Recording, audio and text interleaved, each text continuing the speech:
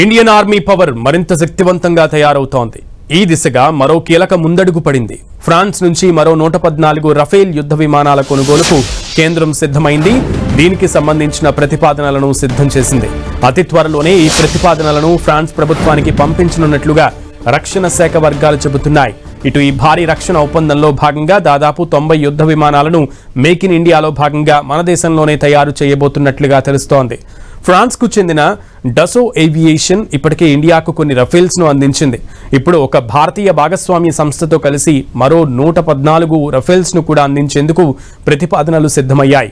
వీటిలో 90 మన దేశంలోనే ఉత్పత్తి చేయనుండగా దాదాపు 24 విమానాలను మాత్రం నేరుగా ఫ్రాన్స్ నుంచి దిగుమతి చేసుకుంటారు. మన లేఖకు ఫ్రాన్స్ స్పందించిన తర్వాత అధికారికంగా టెండర్ ప్రక్రియ ముందుకు సాగనుంది. భారతదేశ రక్షణ అవసరాలకు సరిపోయేలా రఫేల్ విమానాల్లో కనీసం 50% మేర స్వదేశీ సాంకేతికత విడిభాగాలను ఉపయోగించాలని కేంద్ర ప్రభుత్వం గట్టిగా పట్టుబడుతోంది. ఈ రఫేల్ ఉత్పత్తి ప్రక్రియలో భారతీయ కంపెనీల పాత్రను మరింత విస్తృతం చేయాలని ఫ్రాన్స్ ను కోరింది. భవిష్యత్తులో జరగబోయే రక్షణ సహకారాలు కేవలం కొనుగోళ్లకే పరిమితం కాకుండా ఇరు దేశాలు కలిసి డిజైన్, అభివృద్ధి చేసేలా ఒప్పందాలు ఉండనున్నాయి.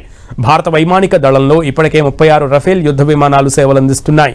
అలాగే నౌకాదళం కోసం మరో 26 రఫేల్ ఎం విమానాలను కూడా కొనుగోలు ప్రక్రియ కూడా నడుస్తోంది. ఇప్పటికే మన దేశంలో రఫేల్ విమానాలకు సంబంధించిన మెయింటెనెన్స్, శిక్షణ, మౌలిక వసతులు ఉండడం వల్ల మరిన్ని కొత్త విమానాలు వస్తే వాటి రవాణా, నిర్వహణ ఖర్చులు, పైలట్ల శిక్షణ వ్యయం భారీగా తగ్గుతుందని అధికారులు భావిస్తున్నారు. ఈ విమానాల కొనుగోలు ప్రతిపాదనకు డిఫెన్స్ ఎక్విజిషన్ కౌన్సిల్ ఇప్పటికే ప్రాథమిక క్లియరెన్స్ ను ఇచ్చింది. ఇప్పుడు పంపించబోయే లేఖకు రేట్లు, డెలివరీ టైం, లాజిస్టిక్స్ వంటి వివరాలపై ఫ్రాన్స్ సమాధానమిస్తుంది. ఆ తర్వాత ఇరు దేశాల మధ్య తుది చర్చలు జరుగుతాయి. ఈ రక్షణ ఒప్పందంపై సంతకాలు చేయడానికి ముందు ప్రధాని నేతృత్వంలోని కేబినెట్ కమిటీ ఆన్ సెక్యూరిటీ తుది ఆమోదం తెలపాల్సిన అవసరం ఉంది.